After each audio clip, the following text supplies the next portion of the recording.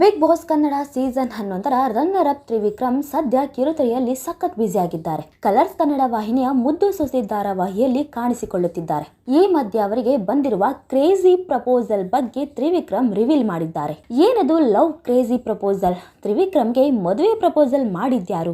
ಯಾರು ಆ ಹುಡುಗಿ ಅನ್ನೋದರ ಬಗ್ಗೆ ಕಂಪ್ಲೀಟ್ ಆಗಿ ಈ ವಿಡಿಯೋದಲ್ಲಿ ಹೇಳ್ತಾ ಹೋಗ್ತೀವಿ.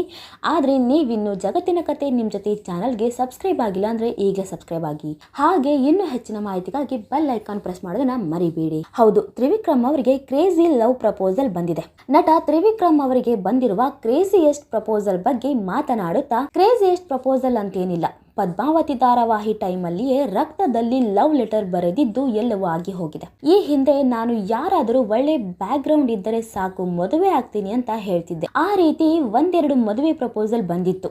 ನಾನು ಮೈಕ್ರೋಸಾಫ್ಟ್ ನಲ್ಲಿ ಕೆಲಸ ಮಾಡ್ತಿದ್ದೀನಿ, ಮದುವೆಯ ನಂತರ ನಿಮ್ಮನ್ನು ನಾನೇ ನೋಡಿಕೊಳ್ಳುತ್ತೇನೆ ಅಂತ ಆ ಹುಡುಗಿ ಅಂದಿದ್ದರು. ಅದು ತುಂಬಾ ಫನ್ನಿ ಆಗಿತ್ತು.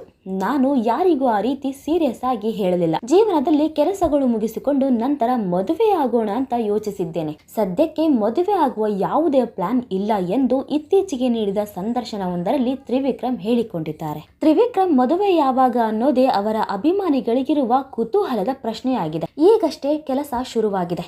ಮದುವೆಯೆಲ್ಲ ಹಿಂದಕ್ಕೆ ಇಟ್ಟು ಚೆನ್ನಾಗಿ ಕೆಲಸ ಮಾಡೋಣ ಅಂತ ಇದ್ದೇನೆ. ಆಮೇಲೆ ಅಮ್ಮನೇ ಸಾಕು, ವಯಸ್ಸಾಯ್ತು, ಮದುವೆ ಆಗು ಅಂತ ಹೇಳ್ತಾರೆ. ಆಗ ನೋಡಿ ಮದುವೆ ಆಗೋಣ. ಈಗ ಸ್ವಲ್ಪ ಕೆಲಸಗಳು ಶುರುವಾಗಿದೆ ಅಂತ ತ್ರಿವಿಕ್ರಮ್ ಅವರು ಹೇಳಿದ್ದಾರೆ. ಇನ್ನು ಈ ಹಿಂದೆ ಬಿಗ್ ಬಾಸ್ ನಲ್ಲಿ ಇದ್ದಾಗ ತಮಗೆ ವೋಟ್ ಹಾಕಿದವರ ಬಗ್ಗೆ ಕೇವಲವಾಗಿ ಮಾತನಾಡಿ ಟ್ರೋಲ್ ಆಗಿದ್ದ ತ್ರಿವಿಕ್ರಮ್ ಅದರ ಬಗ್ಗೆನೂ ಕ್ಲಾರಿಟಿ ಕೊಟ್ಟಿದ್ದಾರೆ. ಹೌದು, ಈ ಹಿಂದೆ ತ್ರಿವಿಕ್ರಮ್ ನೀಡಿದ ಒಂದಷ್ಟು ಹೇಳಿಕೆಗಳು ಟ್ರೋಲ್ ಆಗಿದ್ದವು. ಈ ಬಗ್ಗೆ ಮಾತನಾಡುತ್ತಾ, ನಾನು ಯಾರಿಗೂ ಹೇಳಿದ ವಿಚಾರವನ್ನು ಜನರಿಗೆ ಹೇಳಿದೆ ಅಂತ ಬಿಂಬಿಸಲಾಯಿತು. ನಾನು ಬಿಗ್ ಬಾಸ್ ನಿಂದ ಆಚೆ ಬಂದಾಗ ನನ್ನ ಸುತ್ತಮುತ್ತಲೂ ಇದ್ದವರು ಆಡಿದ ಮಾತುಗಳಿಗೆ ನಾನು ಆ ರೀತಿ ಹೇಳಿದ್ದೆ. ಇವತ್ತಿನವರೆಗೂ ಜನರನ್ನು ಮೀರಿ ನಾನೇನು ಮಾಡಿಲ್ಲ. ಪ್ರತಿಯೊಂದು ಕೆಲಸವನ್ನು ಜನಗಳಿಗಾಗಿಯೇ ಮಾಡೋದು. ಅವರಿಗೆ ಹೇಳುವಷ್ಟು ನಾನು ದೊಡ್ಡವನಾಗಿಲ್ಲ. ಯಾವತ್ತು ನಾನು ಅನ್ನೋದು ಇಲ್ಲ. ನನ್ನ ಸುತ್ತಮುತ್ತಲೂ ಇದ್ದ 1-5 ಜನಕ್ಕೆ ನಾನು ಮಾತನಾಡಿದ್ದು ಎಂದು ಟ್ರೋಲ್ಗಳಿಗೆ ತ್ರಿವಿಕ್ರಮ್ ಕ್ಲಾರಿಟಿ ಕೊಟ್ಟಿದ್ದಾರೆ. ಇನ್ನು ಈಗಲೇ ಮದುವೆ ಆಗುವ ಪ್ಲಾನ್ ಇಲ್ಲ. ಇಷ್ಟು ದೂರ ಟ್ರಾವೆಲ್ ಮಾಡಿದ್ದೀನಿ. ಆ ಮಧ್ಯೆ ಕೊರೋನಾ ಅನ್ನೋದು ಎಫೆಕ್ಟ್ ಆಯ್ತು. ಅದನ್ನು ಮೀರಿ ಇನ್ನೊಂದಷ್ಟು ಕೆಲಸಗಳನ್ನು ಮಾಡಲು ಸಾಧ್ಯವಾದರೆ ಮಾಡೋಣ.